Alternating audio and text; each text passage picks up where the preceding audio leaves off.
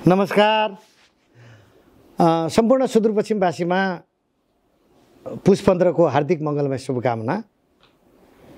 यो सबैले पुष 15 को पर्व राम्रोसँग मनाउन साथै एउटा कुरा मनन गर्न पनि अनुरोध गर्दैछु। त्यो के हो भने राजनीतिक धेरै परिवर्तन भए, सुदूरपश्चिमको विकास र सुदूरपश्चिमको जुन एउटा हाम्रो हुने गति छ त्यो वास्तवमा दया लाग्दो नै छ।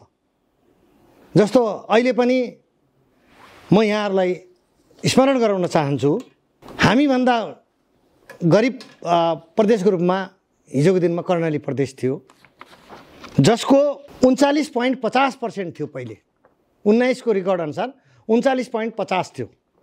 उसले आफ्नो गरिबीलाई घटाएर 26.69 बनाएको छ। र सुदूरपश्चिम त्यो बेलामा जुन बेला कर्णाली 39.50 थियो, त्यो बेलामा हामी चाहिँ नि 25.30% गरिब रेखामुनि थियो। अहिले कर्णाली 26.69 मा पुगेको छ। सुदूरपश्चिम प्रदेश 25 बाट तल घटाउने होइन कि माथि जम्प गरेर 34.16% गरिबीमा छिरेको छ। त्यसकारण अब धेरै चुनावको कुरा पनि आइरहेछ। चुनाव आउलान्, नेताहरू आउलान्, आम जनताले एउटा कुरा सोच्नुपर्ने के बाध्यता छ भने रोडम्याप के त यो गरिबी घटाउनलाई कुन दलसँग कुन उम्मेदवारसँग के रोडम्याप छ त्यो माग्नु होला, त्यस विषयमा अध्ययन गर्नु होला। यदि यो भएन भने सुदूरपश्चिम कहिल्यै बन्दैन, कहिले पनि बन्दैन। हामीले यो चुनावको बेलामा सुदूरपश्चिमको यो गरिबी यहाँ पुगेको छ, यसको जिम्मेवार को हो भन्नेतिर नजाउँ।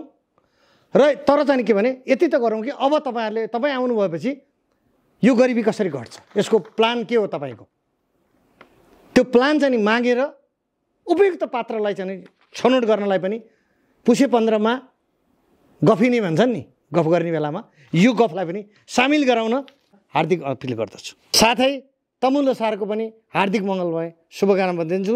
र तमुल लोसार मनाउनु हुने जति पनि धर्मावलम्बी हुनुहुन्छ यो कुरालाई अवश्य पनि मध्यनजर गरेर यसलाई व्यापक छलफल गर्नु पर्यो, हैन? यसलाई यो चाहिँ हरेक चिया पसलमा, हरेक चोकमा, हरेक चाहिँ तपाईँको चाहिँ के अरे चौतारामा यो गफले स्थान पायो भने सुदूरपश्चिम पार लाग्छ।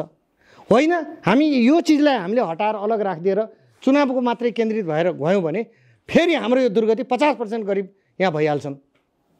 होइन, अहिले 34 पुगिसक्यो, 34-16 पुगिसक्यो, 50 पुग्नलाई के बेर लाग्दैन। त्यसकारण यसलाई यदि घटाउने हो, सुदूरपश्चिमप्रति माया भएका म सम्पूर्णलाई यो कुरा हार्दिक अपिल गर्दछु।